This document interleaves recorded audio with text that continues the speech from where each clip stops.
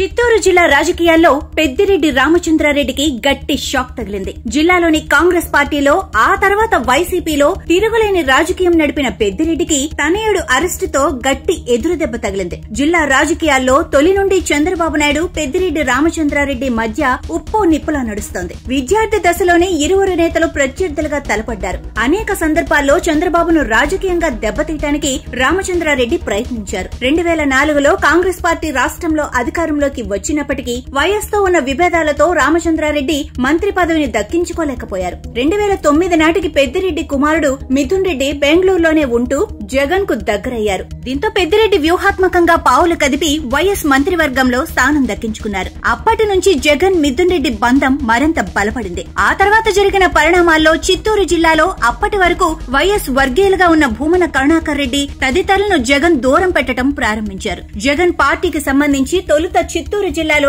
పెద్దిరెడ్డి హవా కొనసాగింది. 2019 నుంచి రాయలసీమలో పెద్దిరెడ్డి కింగ్ మేకర్ అయ్యారు. మరోవైపు మిథున్ రెడ్డి కూడా జగన్ కు నమ్మిన బంటుగా వ్యవహరిస్తున్నారు. 2019-24 మధ్య జగన్ కేబినెట్ లో పెద్దిరెడ్డి నెంబర్ 2 గా మారిపోయారు. ఈ నేపథ్యంలోనే కుప్పంలో చంద్రబాబును టార్గెట్ చేస్తూ పెద్దిరెడ్డి రాజకీయాలు చేశారు. ఓవైపు జగన్ కీలక వ్యవహారాలను మిథున్ రెడ్డి పర్యవేక్షిస్తూ వచ్చారు. దీనిలో భాగంగానే లిక్కర్ వ్యవహారంలో మిథున్ రెడ్డి కీలకంగా మారారు. నమ్మిన బంటుగా మిథున్ రెడ్డిని ఢిల్లీ స్థాయిలో విజయసాయిరెడ్డికి ప్రత్యామ్నాయంగా ప్రోత్సహించారు. పార్టీలో ప్రభుత్వంలో జగన్ తర్వాత పెద్దిరెడ్డి రామచంద్రారెడ్డి మిథున్ రెడ్డి కీలకంగా వ్యవహరిస్తున్నారు. చిత్తూరు జిల్లాలో రామచంద్రారెడ్డి ఏం చేసినా రైట్ అన్నట్లుగా జగన్ అధికారం కట్టబెట్టారు. కూటమి ప్రభుత్వం అధికారంలోకి రాగానే అందరూ పెద్దిరెడ్డి రామచంద్రారెడ్డిని టార్గెట్ చేస్తారని భావించారు. కానీ లిక్కర్ స్కామ్ విషయంలో మిథున్ రెడ్డిని టార్గెట్ చేశారు. ఒక్క దెబ్బకు 2 పిట్టలు అన్నట్లుగా చంద్రబాబు నాయుడు పావులు కదిపారు. తనయుడి అరెస్టుతో రామచంద్రారెడ్డి కుంగిపోవటం ఖాయం. 1978 నుంచి రాజకీయాల్లో ఉన్న రామచంద్రారెడ్డికి గట్టి షాక్ తగిలింది.